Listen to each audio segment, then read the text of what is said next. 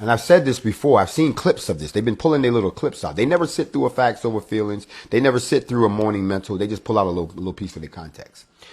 But here's the problem. And I'm going to show you how they're being hypocritical. I'm talking about the U.S. government now. They're probably going to cut me off. Here we go.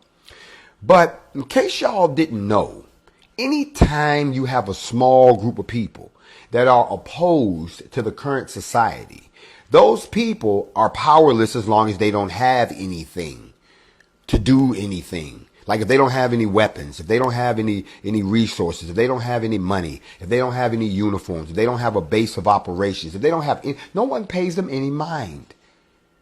But the moment they get their hands on these tools, if they get their hands on rocket launchers, they get their hands on mortars, they get their hands on air to ground missiles, if they get their hands on machine guns, if they get their hands on vehicles, bombs, all kind of shit, if they get their hands on that, now they're a problem to the government.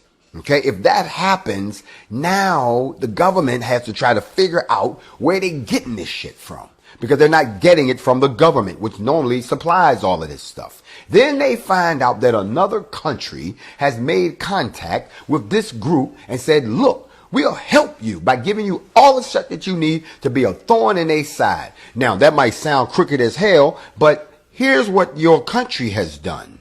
If you didn't pay attention to the news today, they found out that a former Army Delta officer and a U.S. ambassador have signed a secretive contract to develop the Syrian oil fields. Listen to what I'm telling you. Someone who used to be in the military signed a contract with someone who is a representative of the United States, and they're going to start developing Syria's oil field. Now, last time I checked, we haven't overthrown Syria. Syria is still a sovereign government. So for us to go in and say, we're going to sign an agreement to take your oil, that's what they just did. Now, how was that possible? How are they going to defend it? Who's going to help them hold on to these oil fields? Because you know Assad is going to come and boom, boom, boom, boom to get his shit back. Y'all just ain't going to muscle y'all way in on our oil. Y'all tried it. Now let's stop and remember, folks, and remember your history. The United States went in and armed a bunch of people who were rebels, and they called them freedom fighters. And they tried to bring down Assad. Assad slapped that shit down like, no, there ain't going to be none of that. So the United States abandoned them boys and left them to Assad. And Assad showed up, and he was like old dude in New Jack City. Oh, Benny, look at you now.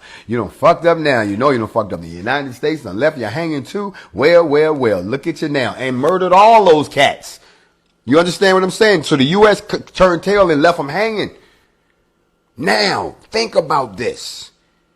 In order for the United States to take their oil fields, they have to have somebody over there that can defend the oil fields. Y'all heard the story. It was in CNN today. It said that the Trump administration has approved the first ever deal for an American firm to develop and modernize oil fields in the northeast Syria under control of the U.S.-backed Kurdish-led Syrian Democratic Forces. Listen to the name, the Kurdish-led Syrian Democratic Forces.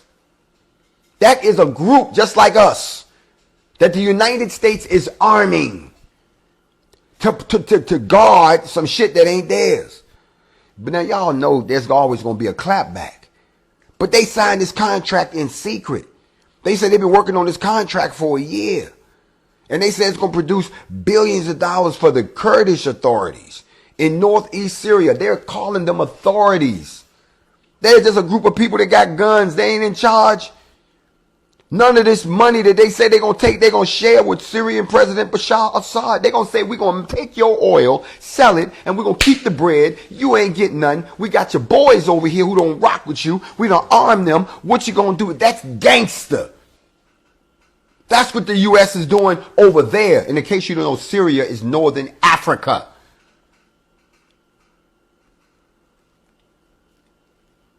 Now, check this out. The president of Syria, when he heard what they said, heard about the agreement, already know that they came in here and tried to arm up some cats before. That didn't work. Ran them up out of here, same way they ran them up out of Argentina. Sitting there talking about now you just gonna take my land, right? Now you just gonna you got them clowns over there. Okay, all right. His response to this was it drew an immediate rebuke. He was like, mm-mm. Matter of fact, he issued a statement. He said that this was nothing but an attempt to steal Syria's oil under the sponsorship and support of the American administration, and that the agreement is null and void and has no legal basis. He basically just blew that shit off his shoulder and said, y'all tripping.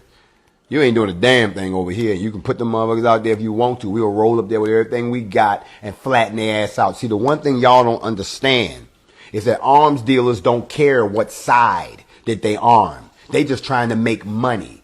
So if you got enough bread, you can go on the black market and buy that crap. I'm not telling you that's what you should do, but I'm trying to show you just how this game works.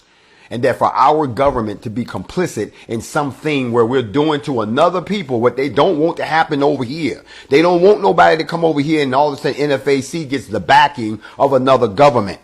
You understand what I'm trying to tell you? And all that, they don't want that. That's one of the reasons that they are paying close attention to our alliances, paying close attention to our numbers, paying close attention to our intentions and our moves. What they fail to realize, we're not on that. We're not here to overthrow nobody. We're here for the liberation of the black nation, the liberation, the repatriation, the restitution of the black nation. Even if it's a nation within a nation. It can be the 45 to 50 million black folks that are right here in the United States, a nation within a nation. You do realize that 50 million people, 60 million, whatever the real number is, because everybody don't do the census. That means that there are more people in this population of people in the United States than there are in 93 of the 150 some odd countries in the world. You are truly a nation within a nation. And the only thing that the NFAC is trying to do is liberate that nation along with other indigenous black nations around the world. That is why you see us uniting on one accord, not just for the problems here in the United States, but for the problems abroad. So we can all get on one accord. Wouldn't it be great to feel like we really are family on other shores? Wouldn't it be great to know that if we all say we're going to do it in one place, we all going to do it everywhere else, and we're going to stand and we're going to support each other. Everybody ain't got what everybody else got. Everybody ain't as strong as everybody else. Some of us, we're not as strong as the others. We know this, y'all. We know this. But if we all take each other out together, we carry each other, we help each other, we rescue each other. If by law somehow the United States finds it in their goodness to give us a place, that would be beautiful. But let's be realistic. If they haven't done it in 150 some odd years, they're not going to do it. So when it's time to go, let's go. I know a lot of y'all ready to go right now. But wherever we go, we get to determine our own destiny. And all these people that's proclaiming gloom and doom and this, that, how the hell you think we got here? If that was the case when we left Egypt, we'd have died in the desert. They'd be finding our bones in the desert. But they didn't. Can I tell y'all a couple of things? Just a couple of things before we go up. Now, the United States is afraid that we really going to get it together. Think about it. What kind of trading partner would we be with the United States? What kind of a political ally would we be with the United States? What type of military adversary would we be for the United States? What about that $14 trillion in reparations you owe us, United States? You keep acting like, oh, they're never gonna get it. You keep saying never. But there's also another saying, never underestimate your enemy.